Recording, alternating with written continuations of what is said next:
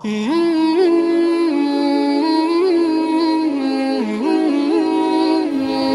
anak-anak ini di pondok, walaupun kalian sibuk cari ilmu, walaupun kalian sibuk nuntut ilmu, jangan sampai lupa kita membiasakan setiap hari juga membaca sholawat. Ini sering kan? Sering saya sampaikan, sering saya ulang-ulang. Karena memang sholawat itu amaliyah yang luar biasa untuk kita di akhir zaman ini. Bahkan saya dengar dari guru-guru saya, ketika saya masih mondok di Lirboyo dulu ya, kalian ini tulis ini, dari guru-guru saya dulu itu orang yang ahli sholawat,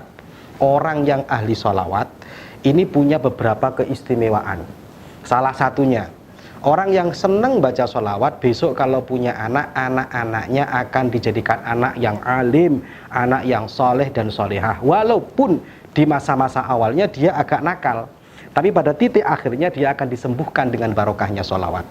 Ini ada salah satu kiai ini di Pasuruan, dia punya anak alim semua. Kalau nggak salah anaknya 7 apa 8 gini, alim semuanya. Ditanyakan tirakatnya apa kiai, nggak punya tirakat apa-apa kecuali tirakatnya memperbanyak baca sholawat. Yang kedua, istimewanya orang yang baca sholawat itu, semua urusannya akan dimudahkan oleh Allah, termasuk urusan ekonomi. Makanya kalian tidak akan pernah melihat orang yang ahli sholawat, dia hidupnya tidak hidupnya kekurangan, dia hidupnya kemiskinan, nggak ada. Kita belum pernah menemukan nih orang yang ahli sholawat hidupnya miskin, nggak ono. Karena memang jaminan dari orang yang baca sholawat itu akan dimudahkan urusannya, termasuk ekonomi. Kemudian salah satu dari guru saya mengatakan orang yang ahli sholawat, doa-doanya akan mudah dikabulkan oleh Allah. Nah memang salah satunya doa dikabulkan adalah dimulai atau diakhiri dengan sholawat.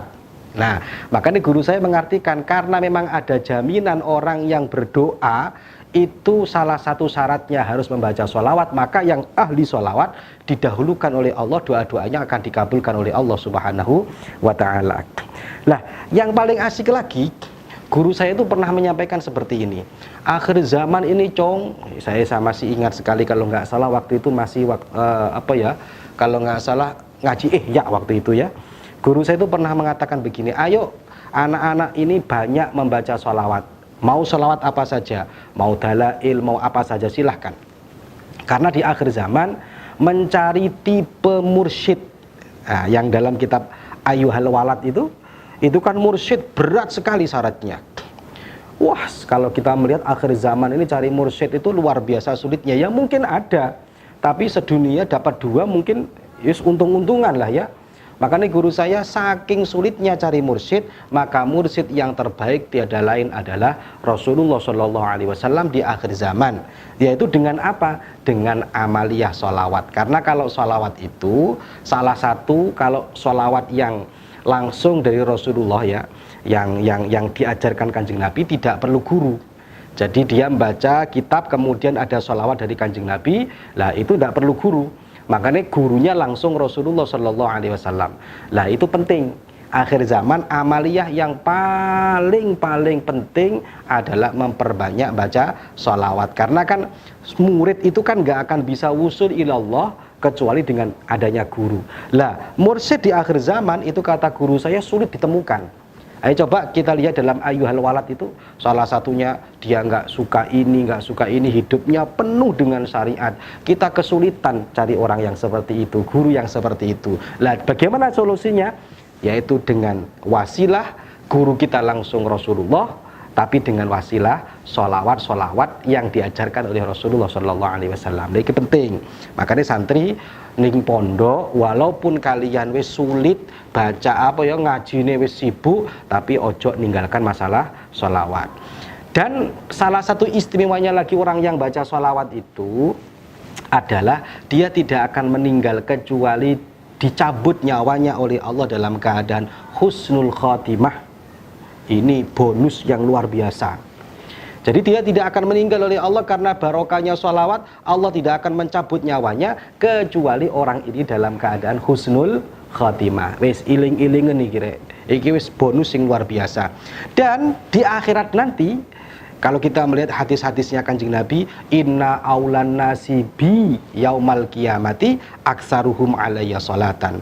Besok kelak yang paling baik, kata Kanjeng Nabi, manusia-manusia yang paling baik di hadapanku kelak di hari kiamat adalah mereka yang paling banyak membaca sholawat kepadaku.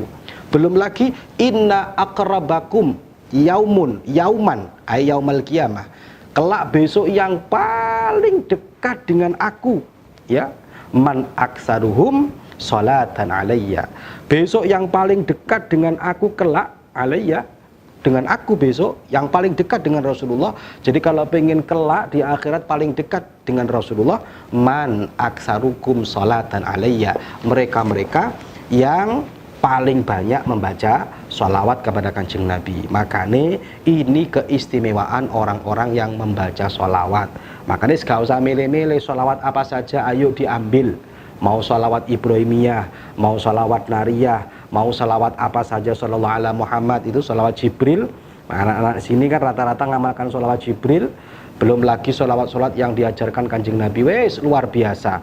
Dan sholawat ini ibadah yang tidak pernah tertolak, ya, ibadah yang tidak pernah tertolak karena lewatnya Kanjeng Nabi. Kalau yang lainnya harus syarat ini, syarat ikhlas, ada riak sedikit nggak keterima. Tapi kalau sholawat satu-satunya ibadah yang pasti diterima oleh Allah Subhanahu Wa Taala.